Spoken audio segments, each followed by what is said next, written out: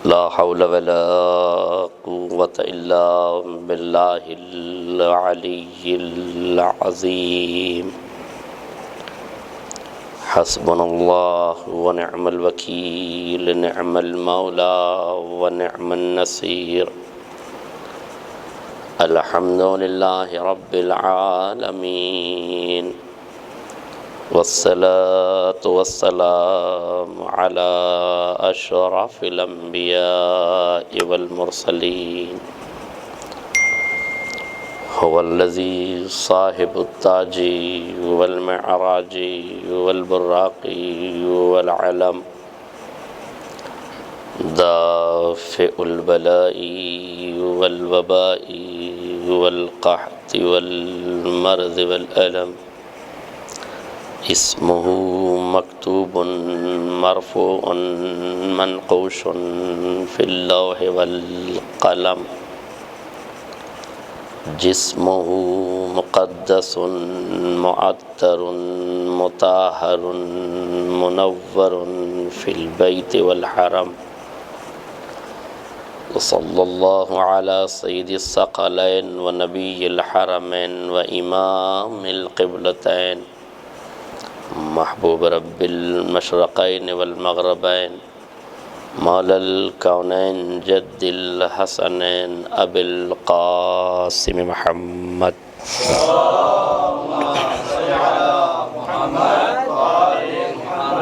وعلى آل بيته الطيبين الطاهرين المعصومين المظلومين ولعنة الدائمة الباقية على أعدائهم أجمعين من الآن إلى قيام يوم الدين أما بعد فقد قالت زینب سلام اللہ علیہا فواللہ لا تمحو ذکرنا ولا تمیتو وحینا صلوات پڑھ دیں محمد علی محمد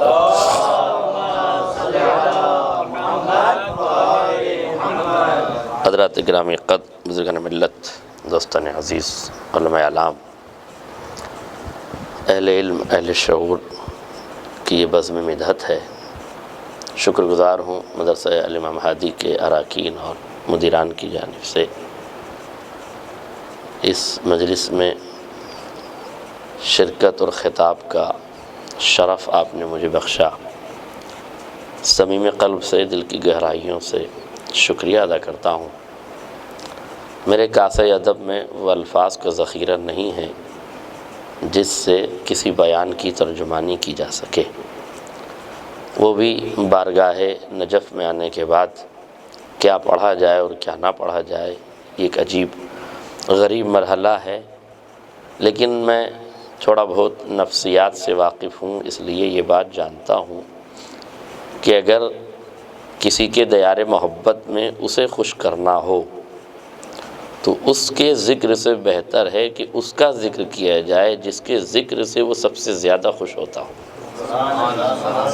تو نفسیاتی بات یہ ہے کہ اگر علی کے دیار میں علی کے ہونہار بچوں کا ذکر کیا جائے ان کی اولادوں کا ذکر کیا جائے تو یقیناً امیر کائنات کا دل خوش ہوگا اور اگر اولاد میں بھی اگر بیٹی کا ذکر ہو اور اس کی جافشانی کا ذکر ہو تو یقیناً جو باپ کے لیے باعث زینت ہو اس کا ذکر یقیناً امیر کائنات کی خوشی کا سبب ہوگا اور ان کی رضا ہی ہمارے لیے سب سے بڑی سعادت ہے بس اس عنوان سے میں نے مختصر مجھے خطاب کرنا ہے جس فقرے کی تلاوت کا شرف حاصل کیا ہے وہ شہزادی کا وہ خطبہ ہے جو آپ نے دربار شام میں دیا ہے اس خطبے کی یہ 2 فقرے ہیں جس میں ایک آفاقی حقیقت کا اعلان کرتے ہوئے زینب علیہ مقام نے اپنے عقیدے کے استحکام کے ساتھ اپنے ایقان اور اپنے ایمان کی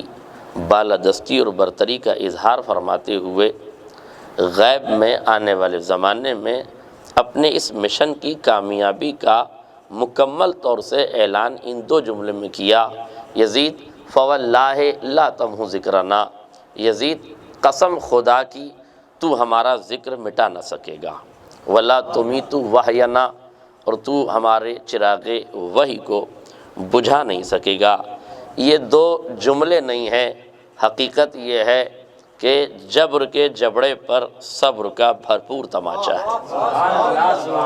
یہ علی کی بیٹی کے دو جملے نہیں ہیں، بلکہ ید اللہ کی بیٹی کے ہاتھ کا وہ زوردار تماچا ہے کہ کائنات اب تک لعنت اللہ کے شکلوں کو پہچاننے کی عادت ہو گئی ہے۔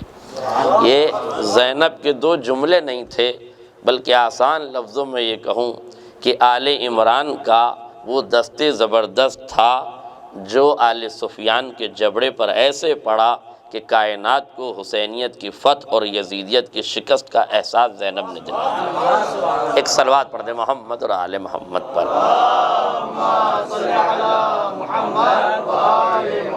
حضرات اہل علم تشریف فرما، اہل شعور ہے، خطبہ کرام، مقررین عظام یہاں تشریف فرما ہے۔ ظاہر ہے کہ عوام میں مجلس پڑھنا بہت آسان ہوتا ہے اور اہل علم اور اہل شعور کے درمیان مجلس پڑھنا مشکل ہوتا ہے، اور ان لوگوں کے درمیان مجلس پڑھنا اور مشکل ہوتا ہے جہاں سامع کا رہوار شعور خطیب کے تکلم سے آگے چلتا ہو، جہاں ذوق سماعت ذوق تکلم سے آگے بڑھتی ہو، وہاں سمجھ میں نہیں آتا کہ کیا گفتگو کی جائے۔ لیکن آپ ذرا سا ساتھ دیں تو میں ایک جملے سے ایک موضوع کو آپ تک پہنچانا چاہتا ہوں۔ سوال میرا یہ ہے کہ کائنات میں جناب زینب کے القاب میں سے ایک لقب ہے ثانی زہرا۔ آپ کے لیے بالکل واضح ہے، ثانی زہرا یعنی زہرا کی دوسری زہرا۔ سوال یہ ہے کہ اگر کائنات میں زہرا کے بعد کوئی ثانی زہرا ہوا ہے تو کیا اہل علم مجھے یہ بتا سکتے ہیں کہ جناب زینب کے بعد کائنات میں کوئی ثانی زینب بھی ہوا ہے؟ یقینی طور سے ثانی زینب کوئی نہیں ہوا۔ سوال میرا یہ ہے کہ جب زہرا کے بعد ایک زہرا کی ضرورت تھی تو پھر زینب کے بعد دوسری زینب کی ضرورت کیوں نہیں تھی؟ یا تو یہ مان لیا جائے کہ خزانہ قدرت الہی میں کوئی گوہر آبدار ایسا بچا ہی نہیں تھا جسے لباس بشریت میں پیکر زینبی کے سانچے میں ڈھال کر کائنات کی طرف بھیج دیا جاتا، جو زینبی کردار کو ثانی زینب بن کے ادا کر دیتی۔ تو یہ بات ممکن نہیں ہے کہ خزانہ قدرت الہی پر شک کیا جائے، اس لیے کہ قدرت الہی پر شک دامن توحید کو ہاتھ سے جانے کے لیے آمادہ کر دے گا، اور خدا کی قدرت پر شک کرنے کا مطلب یہ ہے کہ پھر انسان کا ایمان و یقین رخصت ہو جائے گا۔ تو یہ تو ممکن ہی نہیں ہے کہ خزانہ قدرت الہی میں کوئی گوہر آبدار ایسا نہیں تھا جسے پیکر زینبی میں ڈھال کر کائنات میں ثانی زینب نہ بنایا جا سکتا تھا۔ بالکل بنایا جا سکتا تھا، تو پھر کیوں نہیں بھیجا؟ شاید اس کا ایک راز یہ ہے کہ جناب زینب نے جناب زہرا کے بعد بچے ہوئے سارے کاموں کو انجام دے دیا، اس لیے زہرا کے بعد کچھ بچے ہوئے کاموں کو انجام دینے کے لیے ثانی زہرا کی ضرورت تھی، مگر اب زینب نے زہرا کے وہ تمام کام اس طرح سے مکمل کر دیے تھے کہ اب ان امور کی تکمیل کے بعد ضرورت ہی نہیں تھی کہ کوئی ثانی زینب عالم وجود میں آتا۔ ایک صلوات پڑھ دیں محمد اور آل محمد پر۔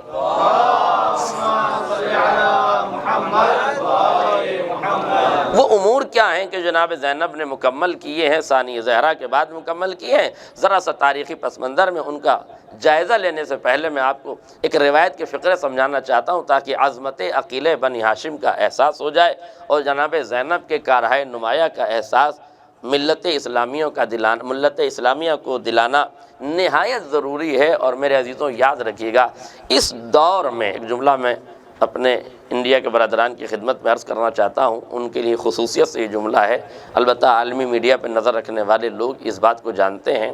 اس وقت کی جو کیفیت ہے میڈیا کی، عالمی میڈیا کی بھی یہی کیفیت ہے جو ہمارے میڈیا کی کیفیت ہے۔ ایک جملے میں اس کو آپ سمجھ لیجئے کہ پہلے دنیا میں جھوٹ پروسا جاتا تھا، جھوٹ پھیلایا جاتا تھا، میڈیا اپنی ذمہ داری نبھاتے ہوئے اس جھوٹ میں سے سچ تلاش کر کے لاتی تھی اور امت تک پہنچاتی تھی۔ آج معاملہ الٹا ہو گیا ہے، چاروں طرف سچ پھیلا ہوا ہے اور میڈیا جھوٹ ڈھونڈ کر لاتی ہے اور دنیا تک پہنچاتی ہے۔ تو یہ تو میڈیا کی صورتحال ہے۔ ایک لفظ شاید ذوق سماعت سے آپ تک ٹکرا جائے، اگر آج تک دیکھنے کے بعد بھی آپ کربلا نہ سمجھے تو پھر کسی دور میں کربلا سمجھ میں آنے والی نہیں ہے۔ آج تک دیکھ رہے ہیں کہ کس طرح سے حقائق کو پس پش ڈالا جا رہا ہے، کس طریقے سے۔ میں ایک مثال دے دوں، بڑی چھوٹی سی مثال ہے۔ ایک سانپ ایک چڑیا پر حملہ کر رہا تھا، یقینی طور سے جو زہریلا ہوگا وہی حملہ کرے گا۔ چڑیا مجبور اور کمزور سا ایک پرندہ ہے، طاقتور قوی ہے۔ آج کی جو میڈیا کی صورتحال ہے وہ یہی ہے نا کہ اسرائیل کے دہشت گرد کلاشنکوف تانے ہوئے کھڑے ہوئے ہیں اور فلسطین کے مظلوموں کے ہاتھ میں پتھر ہیں، اور کہا یہ جا رہا ہے کہ فلسطین دہشت گرد ہیں اور اسرائیل مجبور ہیں۔ اس کے پس منظر میں یہ تصویر بنائی گئی کہ سانپ ہے اور چڑیا پر حملہ کر رہا ہے، مگر اس کے نیچے بڑا خوبصورت جملہ لکھا ہوا ہے، چڑیا کا جارحانہ حملہ سانپ پر۔ چڑیا کا جارحانہ حملہ سانپ پر، اس سے خوبصورت لفظ اس کے نیچے لکھا تھا ہمارا میڈیا۔ صلوات پڑھیں محمد اور آل محمد پر۔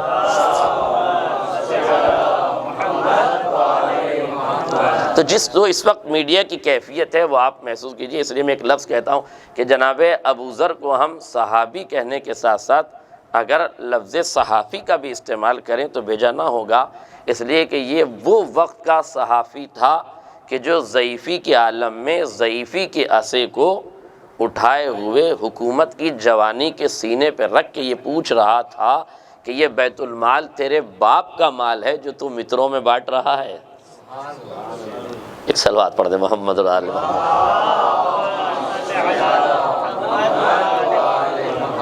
دیکھیے طلب داد نہیں ہے پر اظہار فہم ہونا چاہیے، اور اظہار فہم کے لیے لب ہلانا ضروری نہیں ہے۔ گردن بھی ہل جائے تو میں سمجھ جاؤں گا کہ میں نے بات پہنچا دی ہے۔ یہ اس لیے نہیں کہ میں آپ نہیں سمجھ رہے ہیں، میں اپنی کوتاہی کو محسوس کر لوں کہ شاید میں سمجھا نہیں پا رہا ہوں۔ ایک صلوات پڑھ دیں آپ حضرات محمد علیہ محمد۔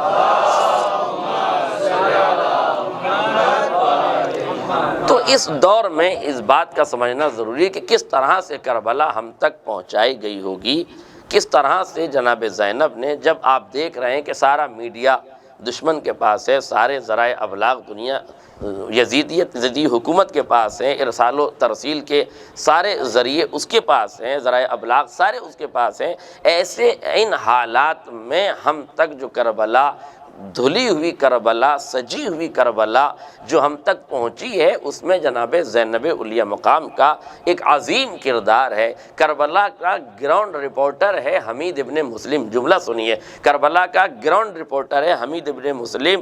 حمید ابن مسلم کربلا کی جنگ کے منظر کو بار بار تحریر کر کے یزید کے پاس لکھ رہا ہے۔ جب امام حسین علیہ السلام یکو تنہا رہ گئے ہیں، ابھی آپ میدان شہادت میں نہیں گئے ہیں، سارے اصحاب و انصار، اعزاء، گود کے پالے، آنکھوں کے تارے جب سب قربان ہو گئے تو یزیدی فوج میں سے بہت سے لوگوں نے یزید کو خط لکھنا شروع کیا کہ یزید اب حسین تنہا بچے ہیں، اب ہم جنگ جیت گئے، حسین اب تنہا بچے ہیں، چند لمحوں میں ہم ان کا بھی خاتمہ کر دیں گے اور ہم جنگ جیت گئے۔ حمید ابن مسلم جو اب تک لکھ رہا تھا جنگ کی صورتحال، اس نے آخر وقت میں یہ جملہ یزید کو لکھا کہ یزید تو جنگ ہار گیا۔ یزید نے سارے خطوط جمع کیے، سب میں لکھا تھا کہ یزید تو جنگ جیت گیا۔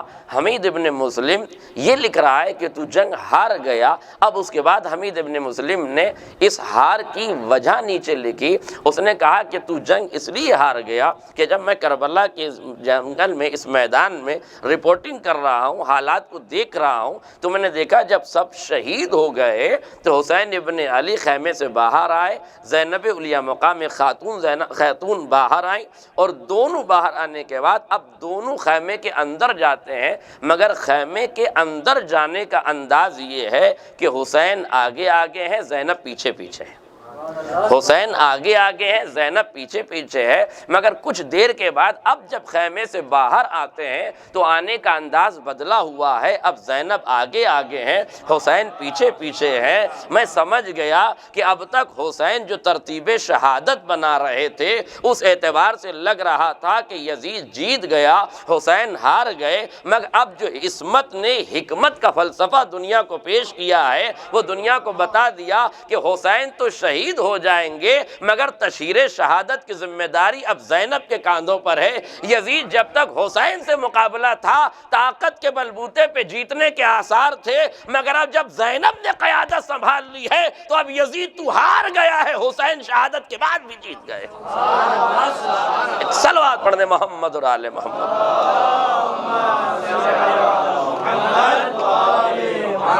یہ ہے زینبی کردار میرے عزیزوں، اور زینب علیہ مقام نے وہی کردار ادا کیا جو صدیقہ طاہرہ کا کردار تھا، جناب فاطمہ زہرا کا کردار تھا۔ جناب فاطمہ زہرا کا کردار کیا تھا؟ تاریخ کے آئینے میں ذرا سا مجھے ایک تمہیدی گفتگو آپ کے سامنے کرنی ہے تاکہ جناب زینب ثانی زہرا ہیں، اور جناب زینب کے بعد کوئی ثانی زینب نہیں ہے، اس پس منظر میں یہ سماعت کر لیں۔ 11 ہجری تک اسلام اپنے پورے آب و تاب، آن بان، شان و شوکت، جاہ و حشم، عسکر و لشکر کے ساتھ آگے بڑھ رہا تھا۔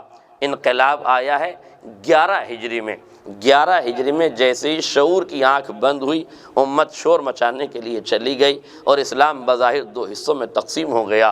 کچھ لوگوں کے پاس ظاہری حکومت آ گئی اور جانشین رسول خاموشی سے بیٹھ گیا، مگر یاد رکھیے گا علی کی خاموشی کوئی عام خاموشی نہیں ہے، کسی گنگ صفت انسان کی خاموشی نہیں ہے، بلکہ اس دور کے سب سے بڑے متکلم کی خاموشی ہے، سب سے بڑے فصیح و بلیغ انسان کی خاموشی ہے، کائنات کے سب سے بڑے حکیم کی خاموشی ہے۔ یہ حکمت آمیز خاموشی تھی، یہ معنی خیز خاموشی تھی۔ 25 برس تک یہ خاموشی تھی، مگر دنیا کو علی دکھا رہے تھے کہ 25 برس تک دنیا تلوار کی راہ بھی دیکھ لے اور کردار کی راہ بھی دیکھ لے۔ 25 برس تک دنیا یہ بھی دیکھ لے کہ زر اور زمین کو اکٹھا کرنے والے کون ہیں اور خاموشی سے ضمیروں کو بیدار کرنے والا کون ہے۔ اس لیے کہ علی جانتے ہیں ظلم کے ذریعے سے حکومت اگر تیزی سے دوڑ کے چلے بھی تو 2-3 قدم لڑکھڑا کے گر جاتی ہے، اور پھر علی کے قدموں میں آ کے کہتی ہے یا علی اب تو آپ ہی آشیرواد دے دیجئے، ظالموں سے تو چلائی نہیں جاتی، ظالموں سے تو سنبھالی نہیں جاتی۔ اس کا مطلب ہے کفر اور ظلم کی حکومت بہت زیادہ دیر تک نہیں رہتی۔ اہل علم سے ایک گزارش ضرور کرنا چاہوں گا، جب علی جیسے مشکل کشا کو 25 سال انتظار کرنا پڑتا ہے تو پھر ہمیں کس بات کی جلدی ہے؟ ایک صلوات پڑھ دیں محمد اور آل محمد پر۔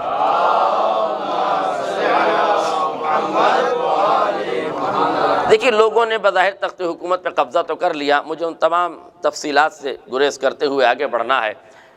حکومت پہ ظاہراً قبضہ ہو گیا، مگر یہ حکومت جانتی ہے کہ جب تک علی جیسا جری اور بہادر اور عالم دوراں اور اپنے دور کا سب سے بڑا عالم اس کی تصدیق نہیں کرے گا، یہ حکومت قابل قبول نہیں ہوگی۔ اس لیے کہ دنیا جانتی ہے کہ علی کی ویریفیکیشن کے بغیر یہ حکومت مانیتا پراپت نہیں ہوگی جب تک علی اس پر ہاتھ نہ رکھ دیں۔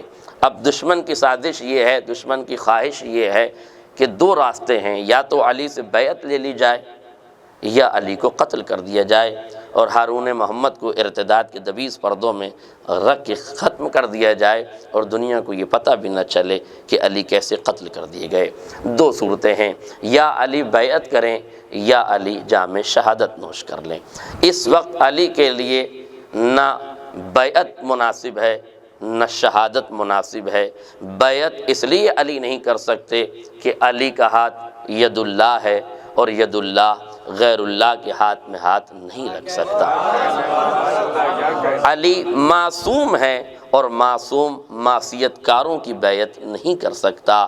عصمت کے منافی ہے کہ غیر معصوم کی بات مان لی جائے اور اس کی بیعت کر لی جائے۔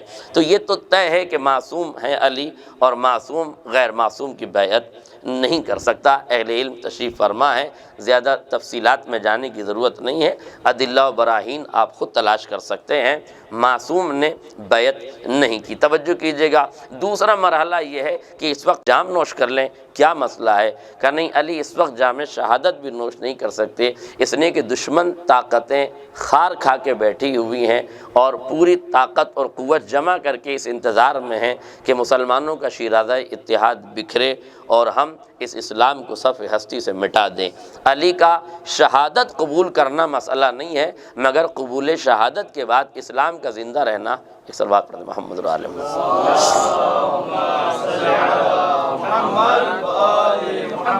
اسلام کا زندہ رہنا بڑا مشکل مرحلہ ہے، اس لیے علی اس وقت جام شہادت بھی نوش نہیں کر سکتے، کیونکہ اب یہ آپ کے لیے تو جملہ نہیں عوام کے لیے ہے، لیکن دشمن تو یہ جانتا ہے کہ اگر اسلام لاپتہ لوگوں کے ہاتھ میں رہا تو آسانی سے مٹایا جائے گا، جب لاپتہ سامنے رہے گا تو اسلام کا کچھ بگاڑا نہیں جا سکے گا۔ اس لیے وہ انتظار میں تھے کہ آپس میں یہ دونوں مسلمانوں کے گٹ ایک دوسرے سے لڑائی کریں، ختم ہو جائے اور ہم اس کا فائدہ اٹھائیں۔ تو اس وقت علی جام شہادت نوش کر لیں تو اسلام ٹکڑوں میں تبدیل ہو جائے گا۔ تیسرا راستہ یہ ہے کہ علی تلوار اٹھائیں اور غدیر کا جو حق ملا ہے وہ ثقیفہ کے چنگل سے نکال لیا جائے، تلوار اٹھا لی جائے، مگر علی اس وقت تلوار بھی نہیں اٹھا سکتے۔ بڑا عجیب مرحلہ ہے میرے عزیزوں، مشکل کشا کے سامنے تین مشکلیں آ کے کھڑی ہیں۔ علی بیعت کر نہیں سکتے اس لیے کہ معصوم غیر معصوم کی بیعت کر نہیں سکتا۔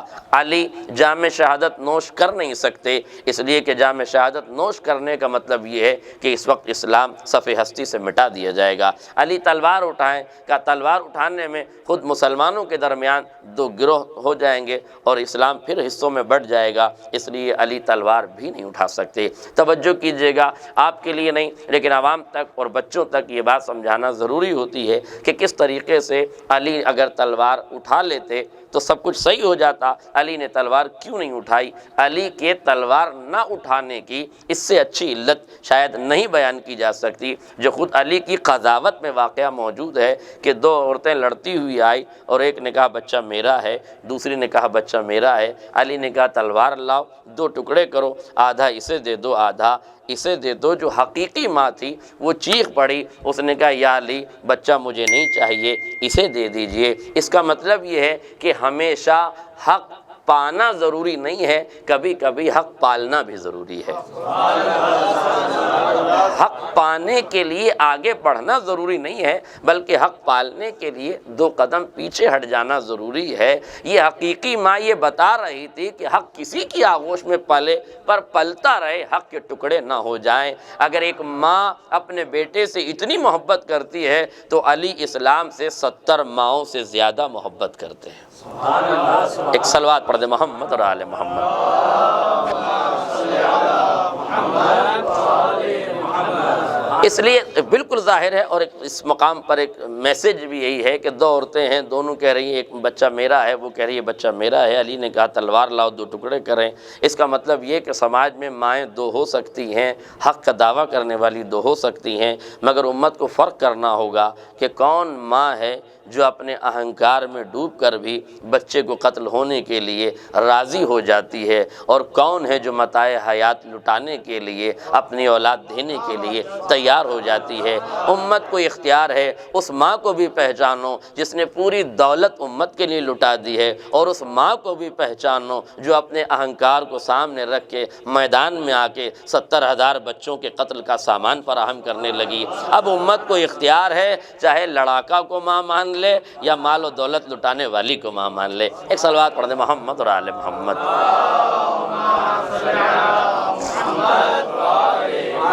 اور سماج کو اس بات کا اندازہ بھی ہونا چاہیے کہ ماں تو دونوں ہیں، مگر جسے رشتوں کی آبرو کا اندازہ ہے، جسے رشتوں کی اہمیت کا اندازہ ہے، وہ دو قدم پیچھے ہٹ جاتی ہے، مگر جسے انا کے صنم نے گھیرا ہوا ہے، جسے تکبر اور اہنکار نے گھیرا ہوا ہے، وہ پیچھے نہیں ہٹتی، وہ آگے بڑھتی ہے۔ تو سماج میں بھی ایسی ماؤں کو پہچانیے تو آپ کو سمجھ میں آئے گا کہ اگر کوئی ماں رشتوں کی آبرو بچانے کے لیے پیچھے ہٹ جائے تو وہی لائق احترام ہے جو اپنے تکبر کے صنم کو برقرار رکھنے کے لیے خاندانوں میں ٹکڑے کر دے۔ وہ لڑاکا ماں تو ہو سکتی ہے، حقیقی ماں نہیں ہو سکتی۔ لہذا یہ میسج بھی سماج میں کنوے ہونا چاہیے۔ میں یہ آپ کے لیے نہیں پیش کر رہا ہوں چونکہ یہ کیمرہ لگا ہوا ہے اور باتیں بڑی دور تک جائیں گی، ورنہ علماء کو ان باتوں کی کیا ضرورت ہے۔ یہ سارے رشتوں کی آبروؤں سے، رشتوں کی عظمتوں سے واقف ہیں، یہ سب تبلیغ کرنے والے ہیں، انہیں تبلیغ کی بظاہر کوئی ضرورت نہیں ہے، مگر میں تو صرف آپ تک یہ میسج پہنچا رہا ہوں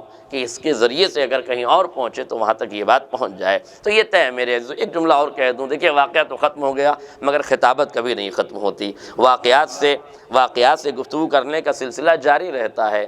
ہو گیا، علی نے تلوار منگوائی تھی لیکن حقیقی ماں نے چیخ کے کہا کہ مجھے نہیں چاہیے، علی نے حق اسی کو دے دیا جس کو نہیں چاہیے تھا۔ یہ بھی علی کی عدالت ہے کہ علی کی عدالت میں فراڈ کرنے سے حق ملتا نہیں ہے، پیچھے ہٹ جانے سے مل جاتا ہے۔ یہ تو سمجھ لینا چاہیے کہ علی کی عدالت میں ذہانتوں سے نہیں ملتا، دل کی گہرائی اور ایمانداری سے حق ملتا ہے۔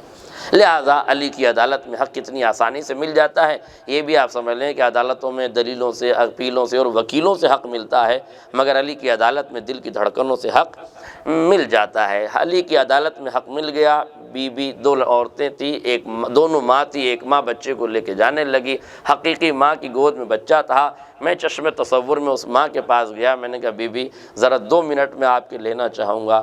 پہلی بات تو یہ کہ اچھا ہوا آپ ہماری عدالت میں نہیں آئیں، علی کی عدالت میں چلی گئیں، فیصلہ جلدی ہو گیا۔ اگر آپ ہمارے یہاں آ جاتی تو شاید یہ بچہ دادا بن گیا ہوتا اور فیصلہ نہ ہوتا۔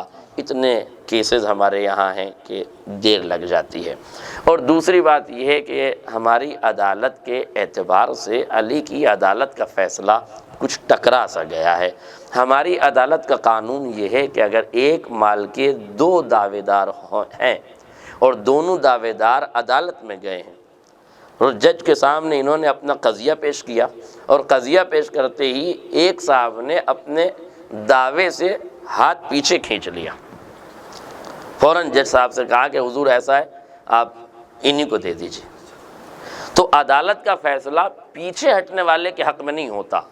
شاید آپ جانتے ہیں عدالت کا فیصلہ جو پیچھے ہٹ جاتا ہے، دعوے سے دستبردار ہو جائے۔ مستفیض بھائی آپ جانتے ہیں، آپ نے بڑے کیسز ہینڈل کیے ہیں اس معاملے میں، عدالت میں اگر 2 دعوے دار ایک مال کے ہوں اور ایک آدمی پیچھے ہٹ جائے تو جو پیچھے ہٹ گیا وہ پیچھے ہٹ گیا، جو اپنے دعوے پہ برقرار ہے اسی کو مال دے دیا جائے گا۔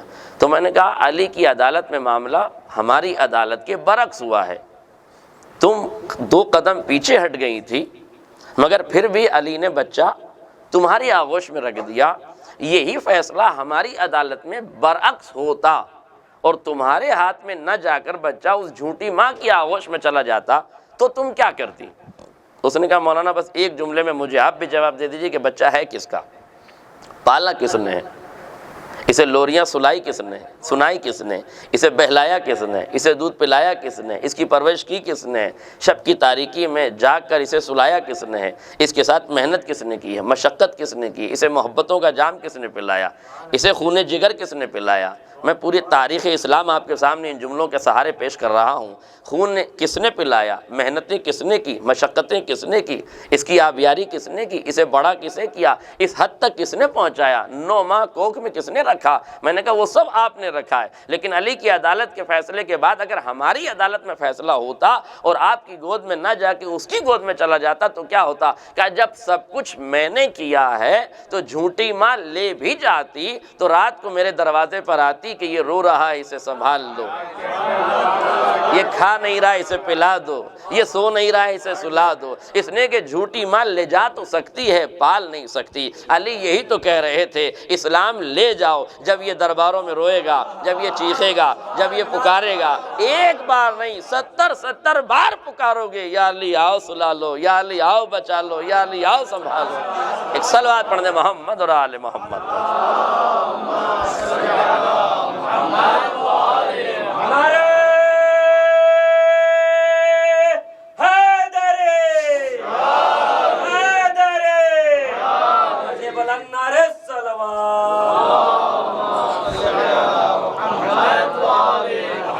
لہذا میرے عزیز مولا کائنات کے سامنے بظاہر 3 مشکلیں تھیں۔ ایک مشکل یہ تھی کہ علی بیعت کر نہیں سکتے اس لیے کہ معصوم ہیں، اور دوسرا مرحلہ یہ ہے کہ شہادت کا جام نوش کر نہیں سکتے اس لیے کہ اسلام کا شیرازہ اتحاد بکھر جائے گا، دشمن طاقتیں بیٹھی ہوئی ہیں، تیار ہیں، آمادہ ہیں۔ اور تیسرا مرحلہ یہ ہے کہ علی تلوار اٹھا لیں۔ اگر علی تلوار اٹھا لیں تو اس وقت بھی اسلام 2 حصوں میں تقسیم ہو جائے گا۔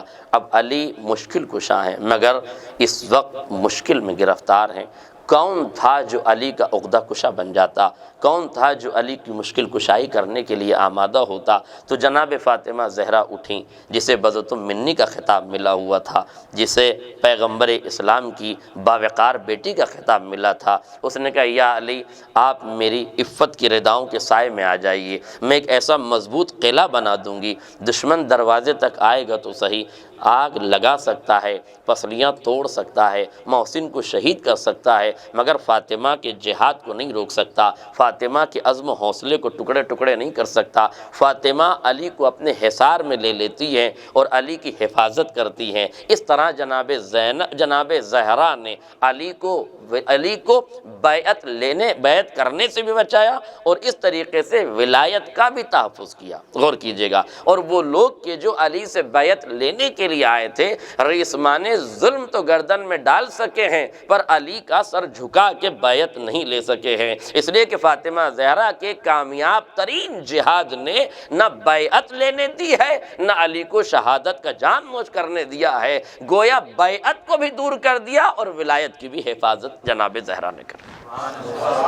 اسی گھر میں ایک بیٹی ہے جسے ثانیہ زہرا بننا ہے، جسے انہی کے نقش قدم پر چلنا ہے۔ جناب زینب اسی منظر کو دیکھ رہی تھی، آواز دے رہی تھی، اماں گھبرائیے نہیں، جو کام آپ نے کیا ہے وہی آپ کی لاڈلی کرے گی، جو کام آپ کر رہی ہیں اسی ذمہ داری کو ہم نبھائیں گے، مگر اماں یہ بات تو یاد رکھنے کے قابل ہوگی، یہ بھی مقام فخر میں آئے گا اور یہ بھی کائنات کو معلوم ہوگا، چاہے امت گھر جلانے والے کے چہرے پر نقاب قداست ڈال دے، چاہے قاتلوں کے چہرے پر صحابیت کی نقاب ڈال دی جائے، چاہے اس وقت گھر جلانے والا معروف نہ ہو، چاہے اس وقت گھر جلانے والے کا پتہ نہ چلے، چاہے امت اس کے چہرے پر کتنے ہی پردے ڈال لے، مگر جب یہی نام کا آدمی، جب اسی کردار کے لوگ کربلا میں آئیں گے، خیمے جلیں گے، خیمے جلانے والا عمر سعد ہوگا، نام ایک ہوگا، قاتل کربلا میں ہوگا، کردار مدینے تک کا پکڑا جائے گا۔ اور صاحبان شعور اگر بیدار ہے تو ایک جملہ اور کہہ دوں، دنیا کو زینب نے بتایا امت پہچانے یہ عمر سعد ہے، جب سعد نام کے لوگوں کا یہ عالم ہے تو بذات لوگوں کا کیا عالم ہوگا۔ ایک صلوات پڑھ دے محمد اور آل محمد پر۔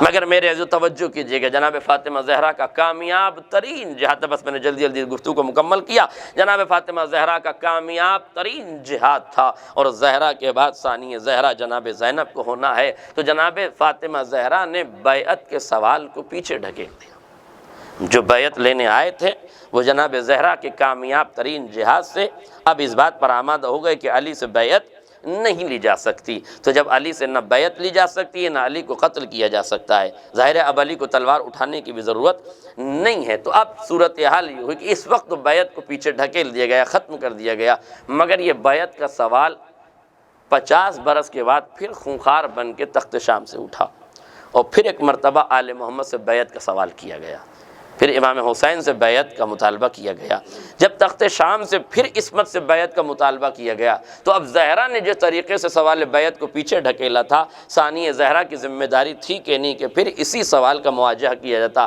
اسی کا مقابلہ کیا جاتا، اور اس کے ساتھ وہی کام کیا جاتا جو جناب فاطمہ زہرا نے کیا۔ تو چونکہ زہرا کے بعد ایک ثانیہ زہرا کا ہونا ضروری تھا، اس لیے بیعت کا سوال اٹھا، پر اب زینب کے بعد کوئی ثانیہ زینب ہونے والا نہیں ہے، تو اب زینب کی ذمہ داری تھی کہ بیعت کے سوال کو خالی پیچھے ہی نہیں ڈھکیلا جائے، بلکہ بیعت کی لاش کو چادر میں باندھ کے فرات کی گہرائی میں ڈبو دیا جائے کہ کائنات میں قیامت تک حکومتیں تو رہیں گی پر ان میں اتنی جرأت اظہار نہ ہوگی کہ کسی عصمت سے بیعت کا مطالبہ کر سکے، کسی عصمت سے، کسی معصوم سے بیعت کا مطالبہ کر سکیں۔ بس جس طریقے سے جناب فاطمہ زہرا نے سوال بیعت کو پیچھے ڈھکیلا تھا، اس طریقے سے جناب زینب نے بیعت کے سوال کا خاتمہ کر دیا، اور اسے بالکل ختم کر کے دنیا کو یہ بتا دیا کہ اب قیامت تک جو زہرا کا کام تھا وہ میں نے کر دیا ہے، تو جب میں نے زہرا کے کاموں کو مکمل کر دیا ہے تو کوئی کام ایسا چھوڑا ہی نہیں ہے کہ خدا کو کسی دوسری زینب کو بھیجنے کی ضرورت پیش آ جائے۔ لہذا ایک مرحلہ بالکل واضح ہو گیا۔ ایک دوسرا مرحلہ ہے تحفظ ولایت کا مرحلہ، بس آخری فقروں کی طرف میں لے کے جا رہا ہوں گفتگو کو، ولایت کے تحفظ کا مسئلہ ہے۔ ایک چھوٹا سا واقعہ ہے، ذرا سا سن لیجئے اور محسوس کیجئے میں اپنے موضوع سے بالکل متصل ہوں۔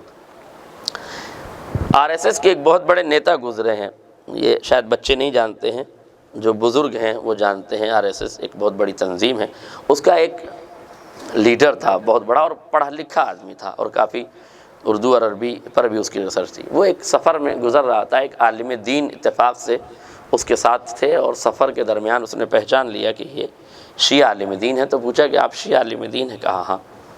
کہا میں آپ سے کچھ پوچھنا چاہتا ہوں، آپ سے کچھ سوال کرنا چاہتا ہوں۔ کہا جی بسم اللہ پوچھئے۔ کہنے لگا آپ شیعوں نے جناب زینب پر بڑا ظلم کیا۔ انہوں نے کہا ہم شیعوں نے جناب زینب پہ ظلم کیا ہے؟ وہ کیسے؟ ایسا تو کچھ نہیں ہے آپ۔ انہوں نے کہا کہ آپ لوگ یہ کہتے ہیں کہ جناب زینب نے بھڑکتے ہوئے شعلوں میں ایک خیمے سے دوسرے خیمے جب جا رہی تھی تو سید سجاد سے جا کے ایک مسئلہ پوچھا کہ کیا جل کے مر جائیں یا باہر نکل جائیں؟ کیا عالمہ غیر معلمہ، فہمۃ غیر مفہمہ، علی کی زینت بیٹی، فاطمہ زہرا کی آغوش کی پروردہ بیٹی، اس دیار محبت کی پروان پلی بچی کہ جہاں جاروب کشی کرنے والی کنیز 20 سال لہجہ قرآن میں گفتگو کرتی ہے، جس دروازے پر ملائکہ کبھی جھولا جھلانے آتے ہیں، کبھی جاروب کشی کا شرف حاصل کرنے آتے ہیں، کبھی لوریاں سنانے آتے ہیں، جس دہلیز پر خاتم المرسلین جیسا نبی 6 مہینے تک سلامی بھرتا ہے یا سلام کرتا ہے، انبیاء جہاں طواف کرتے ہیں، کائنات کی کون سی عطا ہے جو اس بارگاہ سے نہ دی گئی ہو؟ چاند یہیں سے چاندنی لے گیا، سورج یہیں سے روشنی لے گیا، ستارے یہیں سے ضیائیں لے گیا، دریا یہیں سے روانی لے گیا، ستاروں سے تقدیریں دنیا بناتی ہے، ستارے تقدیریں در زہرا سے بناتا ہے۔ یہ وہ عظیم بارگاہ ہے کہ جہاں کائنات کا ہر خوش کو تر آ کے اپنے وجود کی منتیں مانگتا ہے، یہاں سے سب کو عطا ہوتا ہے۔ تو اس گھرانے کی پروردہ بیوی کیا اتنا سا مسئلہ نہیں جانتی تھی؟ جبکہ آپ کہتے ہیں کہ زینب عالمہ ہیں، فاضلہ ہیں، کریمہ ہیں، ادیبہ ہیں، بلیغہ ہیں، ادب کا کون سا در شہسوار ہے جسے زینب نہیں جانتی؟ فصاحت و بلاغت ادب کے خزانے میں کون سے لفظ ہیں جو جناب زینب کے پاس نہیں ہے؟ کیا کون سا علم ہے جو زینب کے پاس نہیں ہے؟ اتنا علم ہونے کے بعد ایک چھوٹا سا مسئلہ، توجہ کیجئے گا، ایک چھوٹا سا مسئلہ جناب زینب سید سجاد سے پوچھ رہی ہیں۔ آپ اہل علم ہیں، اس روایت پہ آپ کی باریکی سے نظر ہوگی، میں مفہوم روایت آپ تک پہنچا رہا ہوں۔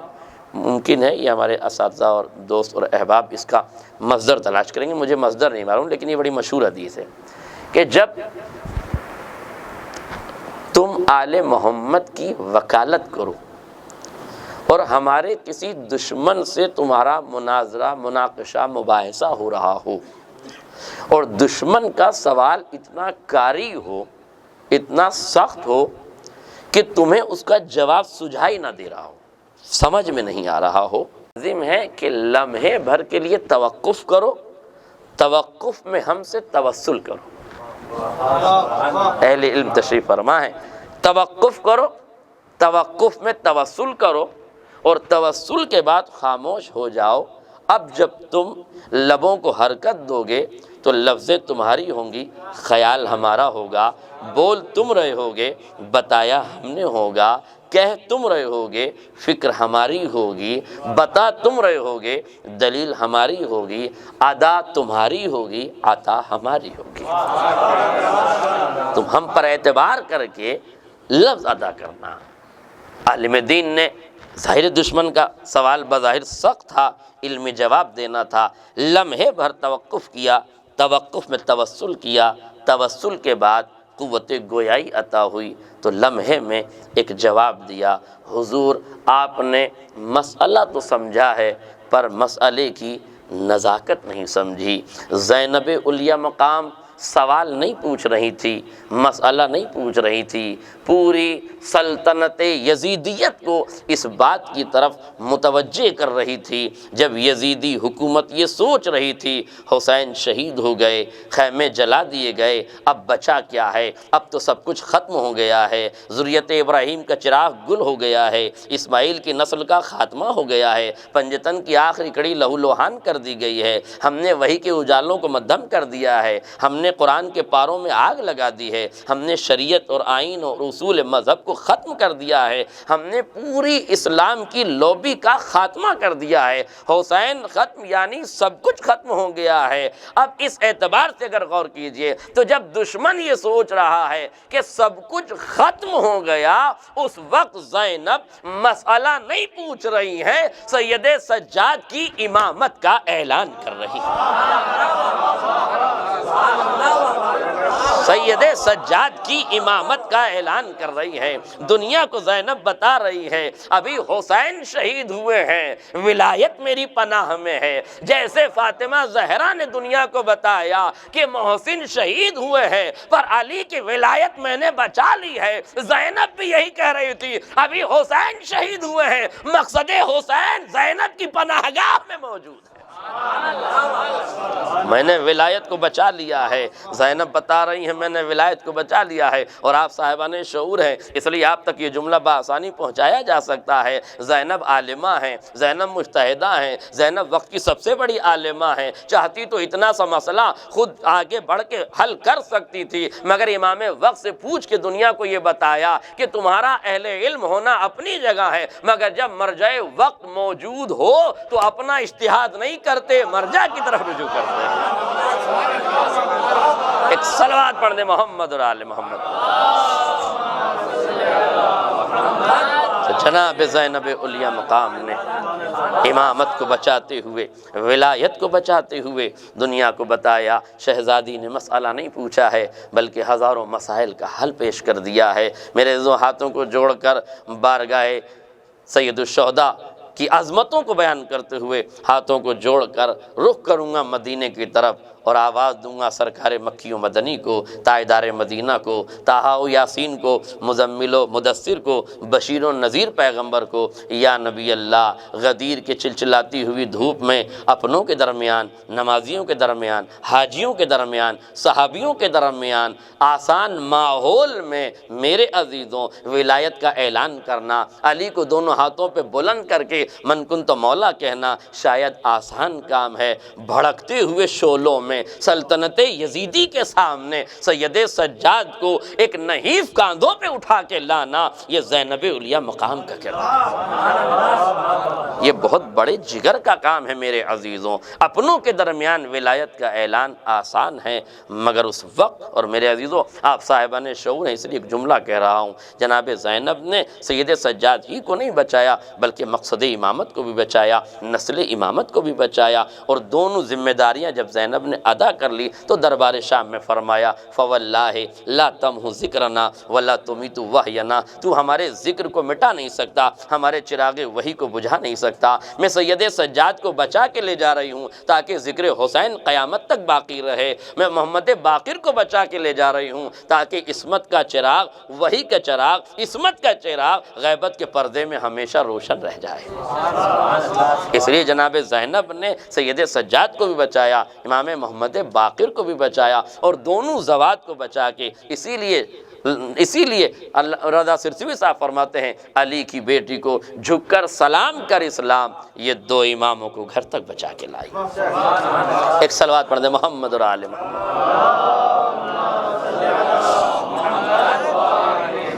میرے جو ذرا سا اگر اس لمحے پر آپ توقف کریں اور غور فرمائیں تو جس وقت شہزادی نے سید سجاد کو بچایا ہے، اگر آپ اس کیفیت کو اس وقت غور فرمائیں تو حالت یہ ہے کہ جناب زینب اس وقت دو کیفیتوں میں ہیں۔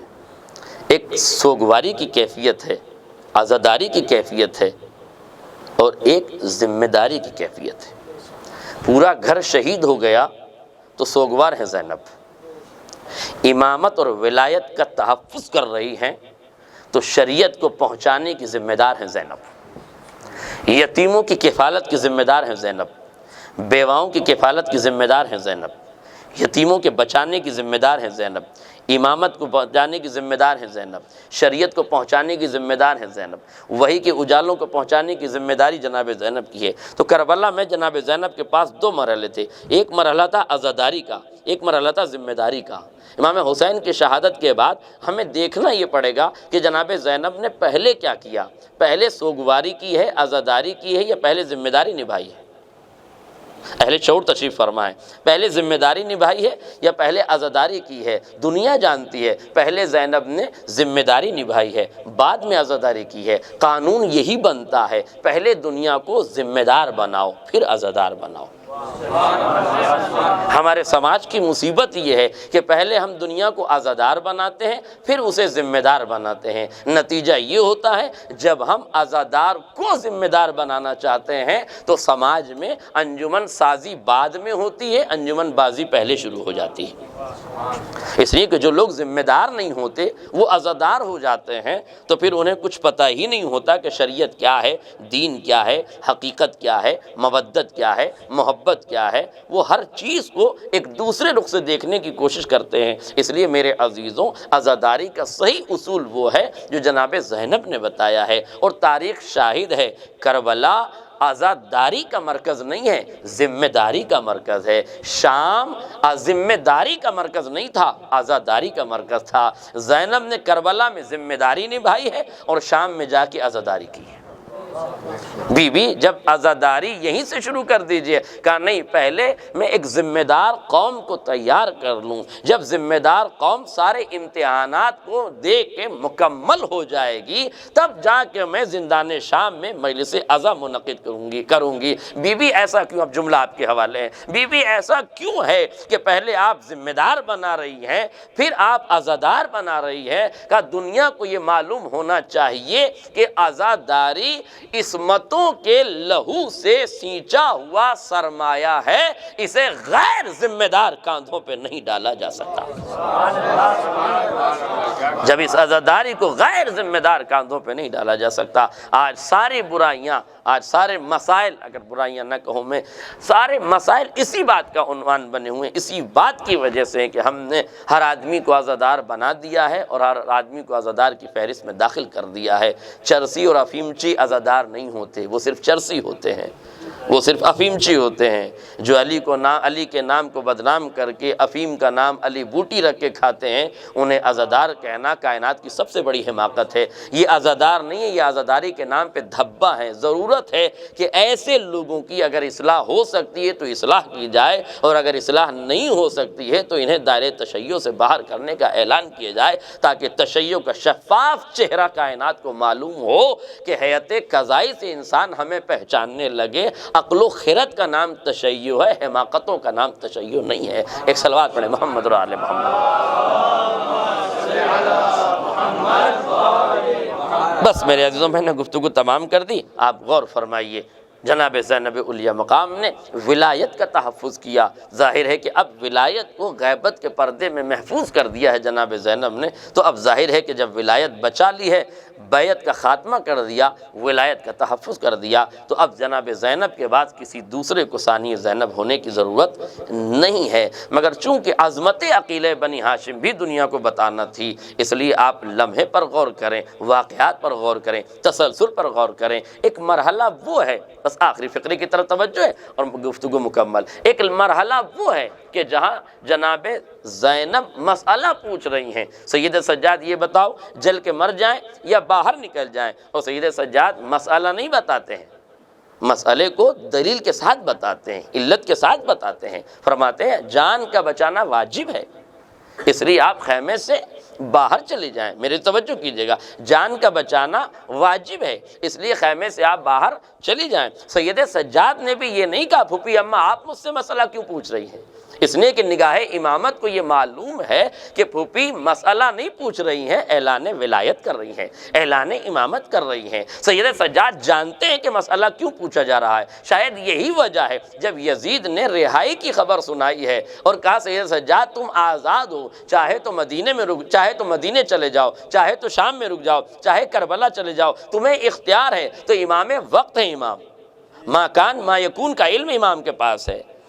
زمین پر بیٹھ کے لوح محفوظ کا مطالعہ کرتے ہیں، علم لدنی کے مالک ہیں امام، منصوص من اللہ ہیں امام، سب کچھ جانتے ہیں، چاہتے تو کہہ دیتے کہ ہاں ہمارا ارادہ یہ ہے، مگر فرمایا پھوپھی سے پوچھ کر بتائیں گے، ہاتھوں کو جوڑ کے کہوں گا مولانا سید سجاد آپ امام وقت ہیں، علم لدنی کے مالک ہیں، ما کان وما یکون کا علم آپ کے پاس ہے، پھر آپ پھوپھی سے کیوں پوچھیں گے؟ پھوپھی تو آپ سے مسئلہ پوچھتی ہیں، آپ پھوپھی سے کیوں پوچھیں گے؟ کہا جہاں ولایت کا اعلان کرنا ہو وہاں پھوپھی ہم سے پوچھتی ہے، جہاں عظمت عقیلہ بنی ہاشم کا اعلان کرنا ہو وہاں وقت کا امام پھوپھی سے پوچھے گا،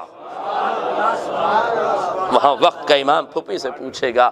یہاں رشتوں کے اعتبار سے نہیں ہیں، یہاں عظمتوں کے اعتبار سے ہیں، یہاں تقاضے عظمتوں کے رکھے گئے ہیں۔ میرے عزیزوں یاد رکھیے گا، رشتے اپنی جگہ ہیں، عظمتیں اپنی جگہ ہیں۔ یہی وہ 40 کے ایام ہیں جن میں جناب زینب کربلا کا رخ کرتی ہیں اور زیارت 40 کے لیے جاتی ہیں۔ آپ نے روایات پڑھی ہیں، مجھے زیادہ آپ کو روایات تک نہیں پہنچانا ہے، بس اس بات کی طرف لے جانا ہے کہ تاریخ نے عجیب و غریب فقرے لکھے ہیں۔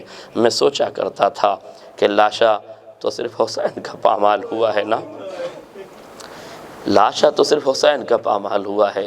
تاریخ نے لکھا ہے کہ جب امام حسین شہید ہو گئے تو پسر سعد نے 10 بھاری بھرکم گھوڑے نکلوائے، 10 بھاری بھرکم جوان نکالے۔ کسی نے پوچھا پسر سعد عمر سعد کیا ارادہ ہے؟ کہتا ہے لاشوں کو پامال کرنا ہے۔ جیسے ہی سنا لاشوں کی پامالی کا حکم دیا، عرب کے قبیلوں کی غیرتیں بیدار ہونے لگی، قبیلے آگے بڑھے۔ پسر سعد ہم نے حبیب کو قتل ہوتے تو دیکھ لیا، مگر حبیب کی لاشے کو پامال کرنا ہمارے قبیلے کی توہین ہے اور ہم قبیلے کی توہین برداشت نہیں کریں گے۔ عرب کی عصبیت بیدار ہونے لگی، قبیلوں کی غیرت جوان ہونے لگی، قبیلوں کی حمیت بیدار ہونے لگی، آواز دینے لگے ہم اپنے قبیلے کے لوگوں کو پامال نہیں ہونے دیں گے۔ جناب زینب تک خبر آئی، بی بی لاش پامال کرنے کا حکم آ گیا ہے۔ زینب تڑپ گئی، مگر جیسے شہزادی نے سنا کہ اصحاب کے جنازے ہٹا دیے گئے، ایک راحت کی سانس لی۔ شکر ہے خدا کا، جب رسول کے صحابیوں کا جنازہ ہٹ گیا تو پھر رسول کے لخت جگر کا جنازہ بھی ہٹ جائے گا۔ مگر تاریخ کہتی ہے کہ حسین کا جنازہ باقی رہ گیا، سارے جنازے ہٹا دیے، مگر جسے فاطمہ نے چکیاں پیس کے پالا تھا اس حسین کا جنازہ رہ گیا۔ تاریخ نے لکھا حسین کا جنازہ پامال کیا گیا۔ ایک روایت کے فقرے اہل علم ہے آپ، روایت کے فقرے یہ ہیں کہ ابن زیاد کے دربار میں زینب سامنے کھڑی ہے۔ ابن زیاد کہتا ہے ان 10 لوگوں کو بلاؤ جنہوں نے حسین کے لاشے کو پامال کیا تھا۔ 10 لوگوں کو بلایا گیا، اس میں ایک شخص آتا ہے مالک بن اسید اس کا نام ہے۔ مالک بن اسید آگے بڑھا، کہا تم بتاؤ تم نے حسین کے لاشے کو کیسے پامال کیا؟ کہا ہم 10 بھاری بھرکم گھوڑے نکالے، 10 بھاری بھرکم جوان نکالے، سارے لاشے جب قبیلوں نے ہٹوا لیے ہم نے حسین کا لاشا پامال کیا۔ کہ یہ بتاؤ تم نے حسین کا لاشا کیسے پامال کیا؟ زینب سامنے کھڑی ہے، بس اتنا بتا دے زینب کے سامنے کہ تو نے لاشوں کو پامال کیسے کیا ہے۔ مالک بن اسید شاعر تھا، کہتا ہے نحنو رززنا صدر الحسین بعد الظہر، ہم نے حسین کے سینے کی ہڈیوں کو توڑا مگر اس سے پہلے ہم نے حسین کے پشت کی ہڈیوں کو توڑا۔ اس کا مطلب یہ ہے ہم نے حسین کو پہلے سینے کے بل لٹایا اور سینے کے بل لٹانے کے بعد ان کی کمر کے اوپر گھوڑے دوڑانا شروع کیے۔ جب ہمیں یقین ہو گیا کہ ہم نے کمر کی ہڈیاں توڑ دی ہیں تب ہم نے حسین کے لاشے کو سیدھا کیا اور ہم نے سینے کی ہڈیوں پہ گھوڑے دوڑانا شروع کیے۔ ہم گھوڑے دوڑاتے رہے۔ زیارت ناہیہ میں میرا امام فرماتا ہے سلام اس مظلوم جج پر کہ گھوڑوں کی ٹاپوں سے جس کی دائنی پسلیاں بائیں طرف، جس کی بائیں پسلیاں دائنی طرف کر دی گئی۔ مالک بن اسید کہتے ہیں ہم نے ایسے پامال کیا۔ دوسرا مصرع سن سکو گے تو سن لو، تاریخ نے لکھا۔ ابن زیاد کہتا ہے ہاں کب تک پامال کرتے رہے، کب تک گھوڑے دوڑاتے رہے؟ وہ کہتا ہے کلو یعبو بن شدید الاثر، ہم اس وقت تک گھوڑے دوڑاتے رہے جیسے چکی کے 2 پاٹوں کے درمیان جیسے گیہوں کے دانے کو پیس دیا جاتا، ویسے ہم نے حسین کی ہڈیوں کو چورا چورا کر دیا۔ جزاکم ربکم خیر الجزا۔ میں عزیزو ایک بات سوچا کرتا تھا، تو لاشت حسین کا پامال ہوا ہے نا، پھر 40 پہ جب جناب زینب کربلا گئی ہیں تو امام حسین جناب عباس کی قبر کو دیکھا، چھوٹی سی قبر بنی ہے۔ یہ چھوٹی سی قبر کیوں بنی ہے؟ جب لاشہ صرف حسین کا پامال ہوا تھا تو عباس کی لاش کے ٹکڑے کیسے کر دیے گئے؟ ہاں، حسین کی لاش کے پامال کرنے کے بعد پسر سعد نے دوسرا ظلم یہی کیا، ان قبیلے کی غیرتوں کو پھر بیدار کیا اور ان قبیلوں سے کہنے لگا کہ تم نے معلوم ہے علی نے تمہارے باپ دادوں کو واصل جہنم کیا تھا، تمہارے گھروں میں صف ماتم علی نے بچھائی تھی، کیا تم نہیں چاہتے کہ علی سے بدلہ لو؟ قبیلوں کی تلواریں نکل آئی، ہاں ہم علی سے بدلہ لینا چاہتے ہیں، مگر پسر سعد اب حسین کا لاشا تو پامال ہو گیا، اب ہم کس سے بدلہ لیں گے؟ کہتا ہے ابھی علی کی شبیہ باقی ہے۔ فرات سے ایک جنازہ لایا گیا جس کے بازو کٹے ہوئے تھے، آنکھوں میں خون اترا ہوا تھا، سر سے خون بہ رہا تھا، اس لاشے کو لایا گیا، کہا اس سے اپنے باپ دادا کا بدلہ لے لو۔ ارے تلواریں چلی، عباس کے جسم کے ٹکڑے ٹکڑے ہو گئے۔ سید سجاد نے ایک چٹائی منگا کے عباس کے ٹکڑوں کو جمع کیا، ایک چھوٹی سی قبر پر 40 پہ جب زینب زیارت کے لیے گئی ہے، بار بار کہتی ہے سید سجاد میرے بھائی کی قبر پہ لے کے چلو، میں کوفے کی کہانی سناؤں گی، شام کی زبانی سناؤں گی، زینب کے جگر کے ٹکڑے کیسے ہوئے میں سب بتاؤں گی۔ سجاد عباس کی قبر پہ لے کے چلو۔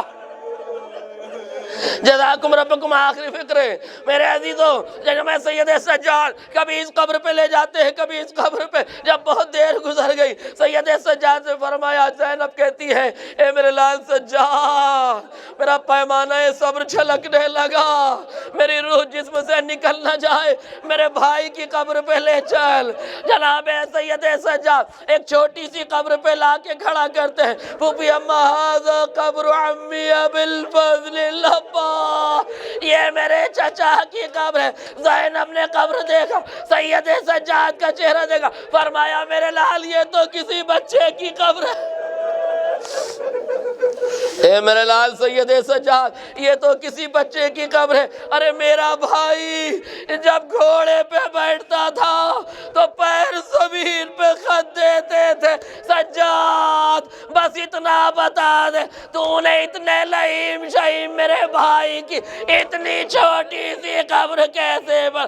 پھوپھی اماں چچا کے جسم کے ٹکڑے کر دیے گئے، میں نے چٹائی میں جمع کر کے چھوٹی سی قبر پر زینب نے قبر پہ گرا دیا۔ اے عباس میرے جگر کے ٹکڑے کوفہ و شام میں بکھرے، تیرے جسم کے ٹکڑے کربلا میں بکھر گئے۔ اِنَّ لِلَّهِ وَإِنَّا إِلَيْهِ رَاجِعُونَ رضاً بِقَضَائِهِ وَتَسْلِيمًا الَّذِينَ ظَلَمُوا يَنقَلِبُونَ رَبَّنَا تَقَبَّلْ مِنَّا إِنَّكَ أَنْتَ السَّمِيعُ الْعَلِيمُ۔